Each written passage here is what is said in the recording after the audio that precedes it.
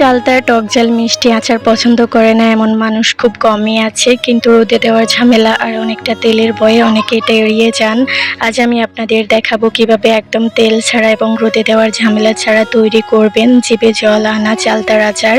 এটি খিচুড়ির সাথে বা শুধু এমনি খেতে অনেক বেশি ভালো লাগে। সোহেল ইব্রান, আসসালামু আলাইকুম। আপনার সবাই কেমন আছেন? আশা করছি আপনার সবাই অনেক বেশি ভালো আছেন।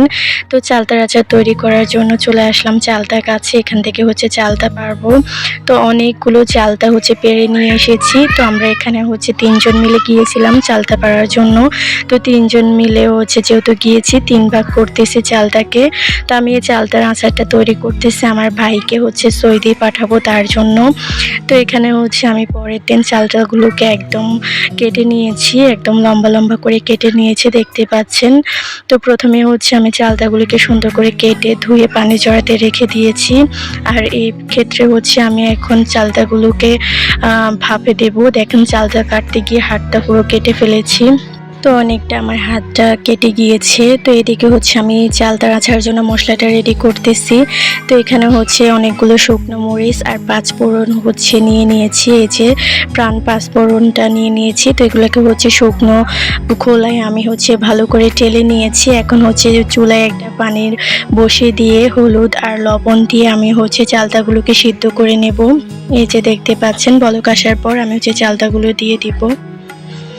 একটু মরিচের গুঁড়ো দিয়ে আমি চালতাগুলোকে খুব সুন্দর করে সিদ্ধ করে নেব।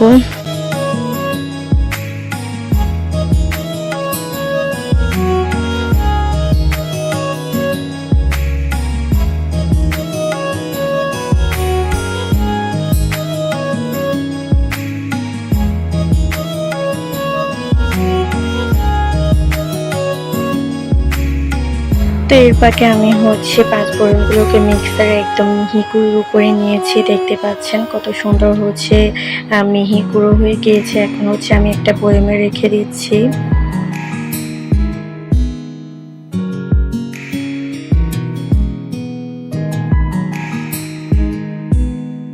তো এই পর্যায়ে দিয়ে দিচ্ছি একটু বিট লবণ।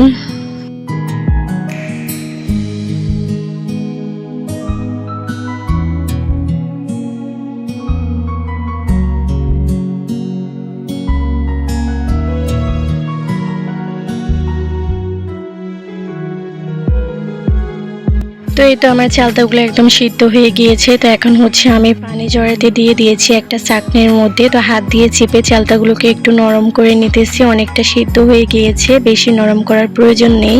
তারপর আমি হাত দিয়ে একটু নরম করে দিতেছি।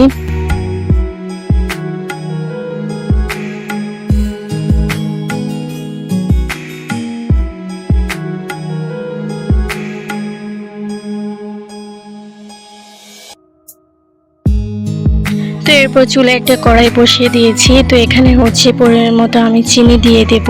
যেহেতু এখানে আমি তেল ব্যবহার করব না, তার জন্য চিনিটাকে আগে ক্যারামেল করে নেব সুন্দর একটা কালারের জন্য। তো এখানে আমি লাল চিনিটা ব্যবহার করতেছি। আপনারা চাইলে সাদা চিনিটাও ব্যবহার করতে পারেন। তো এখানে আমি পরিমাণ মতো চিনি দিয়ে, যেহেতু চালতাগুলো মিষ্টি ছিল, এত বেশি টক ছিল না। তো এখানে 1 কাপের মতো আমি পানি দিয়ে চিনির শিরাটাকে আগে তৈরি করে নেব। তো চিনিটা যখন একদম ভালো করে গলে গিয়েছে তখন এই পর্যায়ে আমি দিয়ে দিচ্ছি কয়েকটা তেজপাতা। তো তেজপাতা দিয়ে আরও একটু নেড়ে চেড়ে মিশিয়ে নিতেছি।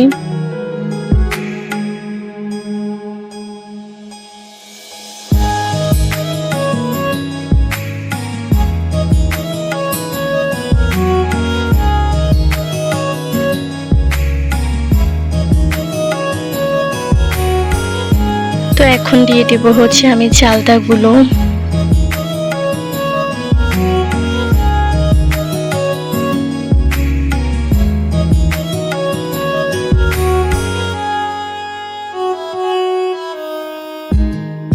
তো এখন দিয়ে দিচ্ছি একটু বিট লবণ। যেহেতু আমি চালতাটা টক ঝাল মিষ্টির সাথে তৈরি করব, বিট লবণটা দিলে টেস্টটা অনেক বেশি ভালো আসবে। তার জন্য ছোটবেলায় যখন মাদ্রাসায় যেতাম তখন মাদ্রাসার গেটের সামনে মামারা এভাবে চালতার আচার বিক্রি করতো, কিন্তু তাদের চালতার আচারে এত বেশি মশলা দেওয়া ছিল না, তেমনটা ভালো লাগতো না। তো আমি নিজের হাতে প্রথমবার চালতার আচার বানাচ্ছি। প্রথমবারে অনেক বেশি ভালো হয়েছিল মাশাআল্লাহ। তো এখানে হচ্ছে আমি দিয়ে দিচ্ছি মানে চালতাগুলো বিট লবণ দেওয়ার পর আমি হচ্ছে দিয়ে দিচ্ছি হচ্ছে চিলি ফ্লেক্স, মানে শুকনো মরিচকে হচ্ছে টেলে নিয়ে একদম মিক্সারে গুঁড়ো করে নিয়েছি। তারপর দিয়ে দিচ্ছি পরিমাণ মতো লবণ দিয়ে হচ্ছে একটু ভালো করে মিশিয়ে নেব। এই যে একটু এপিট ওপিট করে ভালো করে মিশিয়ে নেব।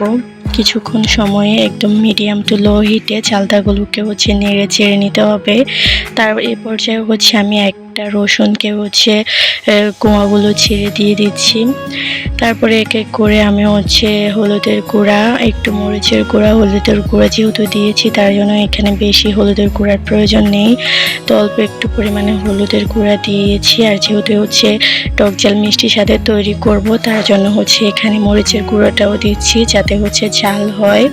যেহেতু হচ্ছে এখানে চিলি ফ্লেক্স ব্যবহার করেছি তার জন্য হচ্ছে ঝালটাও হবে, তার জন্য মরিচের গুঁড়াটা এত বেশি ব্যবহার করিনি।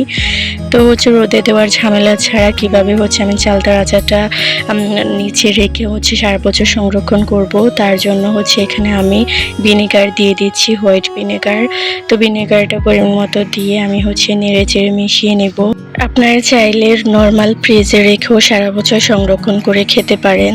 এই তো আমি হচ্ছে মিডিয়াম আছে চালতাগুলোকে একদম সুন্দর করে হচ্ছে মানে বানিয়ে নিচ্ছি। তো এই পর্যায়ে হচ্ছে শেষের দিকে আমি দিয়ে দিচ্ছি পাঁচফোড়নটাকে হচ্ছে মিক্সারে গুঁড়ো করে রেখেছিলাম। তো এখন হচ্ছে পাঁচফোড়নগুলো দিয়ে দিচ্ছি, পাঁচফোড়নগুলো দিয়ে নেড়ে চেড়ে মিশিয়ে নেব। তো সবটা পাঁচফোড়নের প্রয়োজন নেই, আমি কিছুটা পাঁচফোড়ন হচ্ছে রেখে দিয়েছি।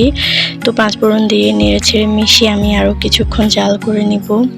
তো এই তো দেখুন আমার টক ঝাল মিষ্টি স্বাদের চালতার আচার রেডি, একদম রোদে দেওয়ার ঝামেলা ছাড়া, তেল ছাড়া। আপনারা চাইলে এই চালতার আচারটা বাসায় একবার হলেও ট্রাই করবেন, খেতে কিন্তু অসম্ভব মজার হয়।